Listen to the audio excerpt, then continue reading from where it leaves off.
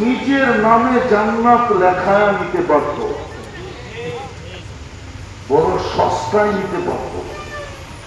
আল্লাহর পক্ষ থেকে তো অফার ছিল, আল্লাহর পক্ষ থেকে তো ডিসকাউন্ট ছিল। এক ডোব পানি দিয়ে জান্নাত নিতে পারত, এক ডোব পানি। এক ডোব পানি বোঝেন? আরে বোঝেন এক ডোব পানি কতটুকু? এতটুকু পানি দিয়ে জান্নাত নিতে পারত।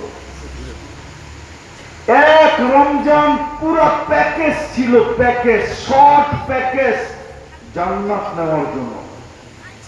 নাইলে এক রাত্র 83 বছর কেন হবে? ফরজ 70 গুণ কেন হবে? নফল ফরজের সমান কেন হবে? এক মাস 70 মাস কেন লেখা হবে? এক ডোব পানির, এক কুলি পানির বিনিময়ে জান্নাত কেন মিলবে?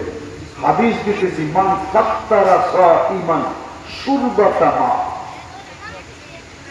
কোন ব্যক্তি যদি রোজাদারকে এক ডোব পানি দিয়ে ইফতার করাইতো, আল্লাহ বলে ফালাহু ইতকু রাকাবাতিন, আমি আল্লাহ তাকে জাহান্নাম থেকে মুক্তির সার্টিফিকেট লেখা দিতাম।